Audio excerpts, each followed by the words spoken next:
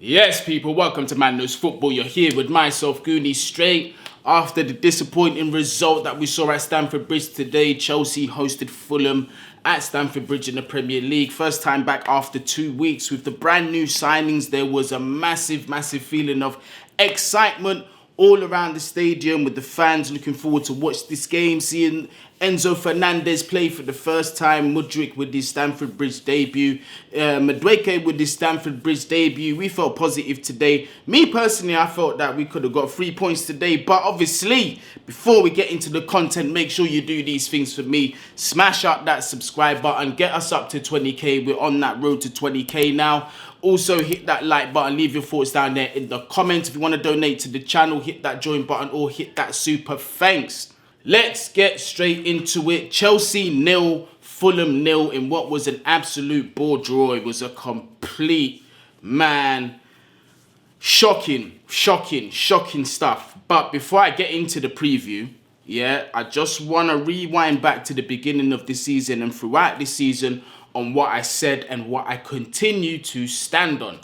I said there's a huge rebuild that is needed in this squad. Huge, major surgery. This January, we addressed certain problems, yes, but we didn't address certain key areas. And today you saw how we suffered as a result of that. Today was no coincidence, people. No coincidence. We've got no CDM. We've got no balance in this team. What do you expect? What do you expect? Our midfield, it was overran completely. We were outclassed by Palhinha and them, man. Palhinha, by the way, class. Can you lot see what I'm talking about as to why he would fit into a top-level team? Class. If he was one of our CDM options, I guarantee you we wouldn't be in these problems right now. But that's just the problem. Chelsea tried. They couldn't get the CDM, the number 6 that they wanted. Now we are still left with an imbalance. Enzo comes in, everyone says 105 million, 600 million that's been spent. They should be getting top 4, they should be getting this, they should be getting that. That's not how football works. It's not how football works. Yeah, you need balance and you need a certain level of ability if you're going to be competing in such a league like this, and we did not see that today. 5 goals in 12 games, you know.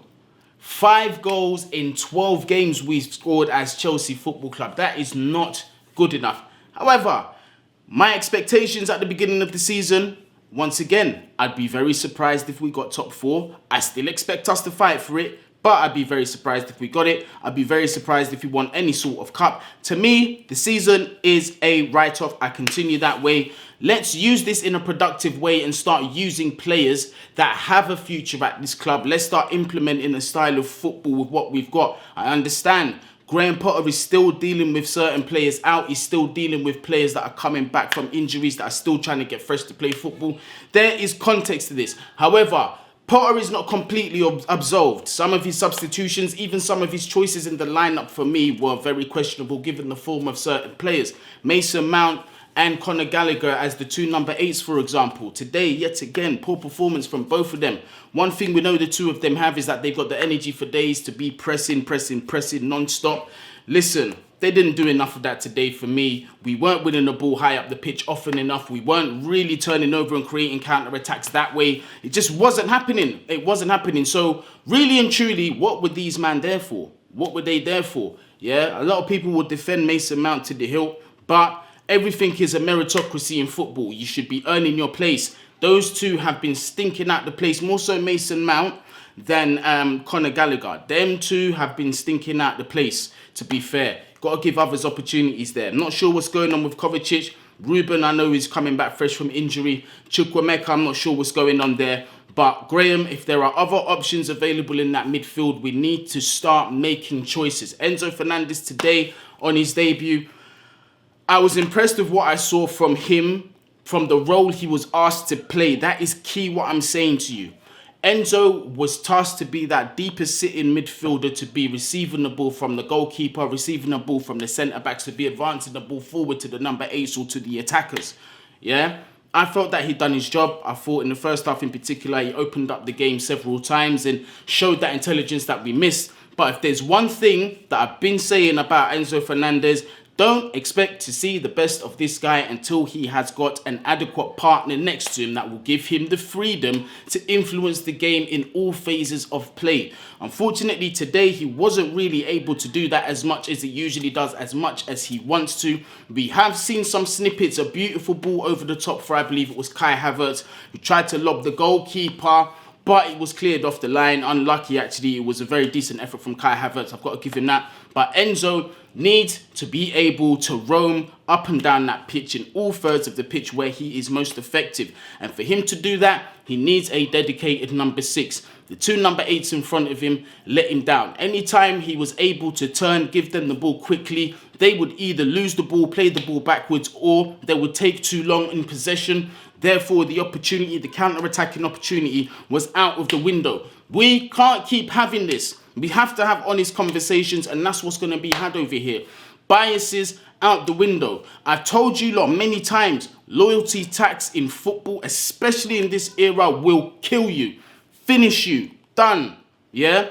If you are not good enough at that current time, you cannot be playing. And I felt them two today had a bit of a stinker, in my honest opinion. Another one, Cucurella, for me. Don't know what's going on with this player, but he's been poor. He has been poor. Poor Mudryk. He was isolated today. He was the lone man on that wing. Yeah? And I know I've seen a few people, throwing their bottle out of the pram, complaining, oh, Mudryk was shit, he had to come off at half-time, this, that and the other. Graham Potter came out after the game and said that Mudryk wasn't too well, so obviously he's not 100% fit. Apparently it's a cold. Don't know why he played if that was the case, but it is what it is. He did play, wasn't his 100%, so he had to get hooked. Noni Madueke does come on in his position. You get me? So it's not really Mudryk's fault. But when Mudryk was on the pitch, I didn't really see him on the ball at all. He was a ghost. He just wasn't involved in the game. But it doesn't help when Cucurella is not really making those overlaps. He's not really driving inside and offering him options when he should be doing these things. He's just not available. Cucurella, for me, was being poor. Defensively, he was so-so. But in this Chelsea team, when you're in this fullback option, you've got to be just as effective going forward as you are defending. And today, for me, Cucurella was poor. Badiashile, Thiago Silva, 2 of the best players on the pitch for me today, along with Enzo Fernandez, in my opinion, for Chelsea. Perfect. Brilliant centre-back pairing. One thing that massively confused me, the news that we got before the game, was that Badiashile had not been registered for the Champions League. I am confident that that is something that we might be coming to regret 100%, because that boy is quality. The man next to him, Thiago Silva, the best player on the pitch after all that money signed in the summer, the free transfer, who is on his way to retirement. Yet again, best player on the pitch for me. Absolutely the best. Good to see Reece James back. I knew and I didn't want him to have a full 90 minutes, so wasn't really too shocked to see him coming off the pitch. Don't want to risk another injury to such an important player. Obviously, getting some match fitness back in, integrating him slowly, not rushing him back too fast. That's the way that I would have provided, because Reece, as you know, is a key component to this system, to any system. World-class player, one of the elite fullbacks in the game. So for me, I didn't mind seeing him come off. As Piliqueta, I've had my piece about him. Any more that I say about him is really digging at him at this point, and I don't want to do that. I don't want to be disrespectful to the captain. Although I don't feel that he had a bad game, I thought that he was all right. He won his tackles. He won some of his duels. He was solid today. I can't really complain too tough on Azpilicueta the way I have done before. So look, he done his best today. That's all I can ask from him. Yeah, in terms of team selection, for me, I don't think Graham Potter got it right. The 2 number 8s massively let us down. We suffered in that midfield. Palhinha, even Reed and these men were just outplaying, just bypassing through our midfield. Enzo Fernandez, again, contribution in that defensive phase, recoveries, he done excellent today, but we know he can do that. But once again, use this man to his strengths.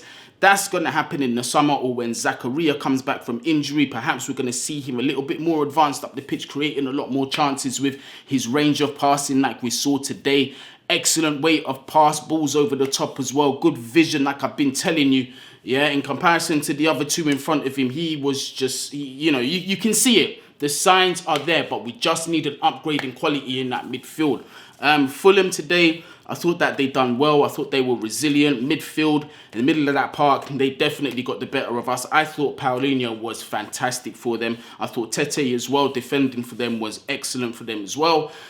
No shots on target for, I think it was like 80 minutes or so, or like between 75 and 80 minutes. That's when we got our first shot on target. And it was, to me, it's insane. It's just not good enough. What does that tell you? The transition from that midfield to the attack is not good enough. We're continually relying on Thiago Silva to be playing balls over the top. Now Enzo Fernandez is in that mix. Hopefully that will relieve him of that pressure of continually having to do that.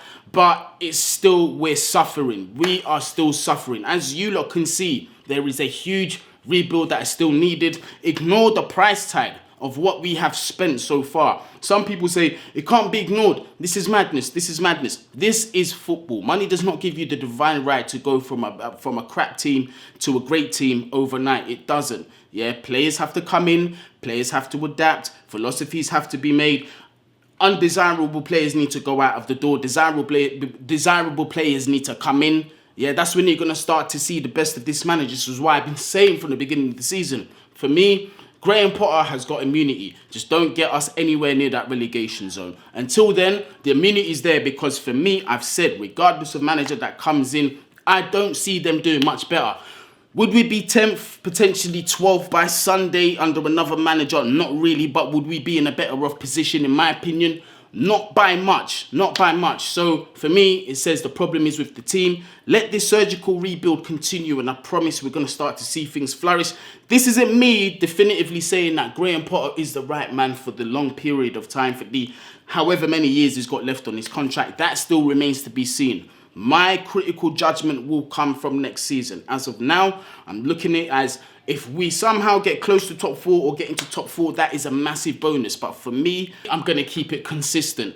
Yeah, I said I don't think we'll get top 4. I don't think we'll win any cups. It'll be a write-off season, but we need to act in January, which we did. Unfortunately, we weren't able to get that CDM, which was a big part of, what's missing from this team. We're going to have to look in January, and we're going to have to see in the summer the business that we do. And from there, we judge Graham Potter. But for me today, I feel several decisions that he got wrong. Maybe those selections were made because of, some of these players might have had injuries. Some of them might have had niggles. Some will argue, well, if they're fit enough to sit on the bench, then they should be fit enough to be playing the 90 minutes. I don't entirely agree with that.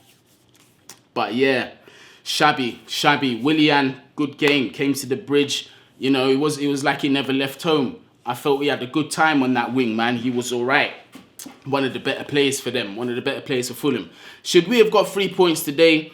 In my opinion, yes. Graham Potter definitely has to take some of the blame for that. Team selection, substitutions for me were a little weird. Madueke, obviously on his debut, I thought he was all right. I still need to see a lot more from him. I definitely saw, the forward thinkingness from him, the ball progression from him. You could definitely see he's tricky on the ball as well. So, look, these players, once they gel, once they get enough football together, and once the correct components come into this team, you're going to see a massive improvement. You're going to see the best of the current players that we have. You're going to see their attributes. Obviously, not all of these players will be staying. A lot of them will be moved on. But yeah, let's see what happens in the future. Graham Potter, you have been brave recently. You have removed Aubameyang from the Champions League team, which is a huge move. One of the senior teams, one of the respected strikers in the world, regardless of how you feel about him, still had the cojones to remove him from that squad. You get me? So, look, he's making brave decisions, but we're going to need to see more. Make a decision on Mason Mount. Yeah, whether you want to keep him, whether he stays, it's irrelevant right now. Yeah, protect the player. He's not having a good time playing consistent football. He is completely out of form. He's not getting the basics right. And now we're starting to see the pressing is starting to drop down more and more. Is that down to fatigue? Is that down to tiredness? It wouldn't shock me. In fact, Mace has played a lot of football over the years, so it wouldn't surprise me if that's what it comes down to. If that's the case, pull him out of the team. Conor Gallagher, for me, again, not good enough for Chelsea, and I feel that he should be sold in the summer. But people, let me know your thoughts. How do you feel? Are you gutted that we lost today? Are you surprised that we lost today? Or do you take the same view as me? There's still a long way to go for this team's rebuild, and that until we see that, there's a long way to go until we see consistency from this team. But people, smash that subscribe button if you are new. Smash that like button as well. Leave your thoughts in the comments. If you want to support the channel even further, hit that join button to become a member and hit that super thanks to donate. Yeah, man. Up the Chelsea. Hopefully we can get them 3 points. We're on 30 points now, so get me 10 points away from safety. Mental. But here we are. This is where we are. It's one of those seasons. But Chelsea fans, honestly, be patient. This is just one of those seasons that we had to go through to get better. The rebuild is coming and you've already seen some snippets of it. It's going to be exciting. Hang in there, man. Hang in there. But people, up the Chelsea at all times. Bless up. Gareth Southgate out.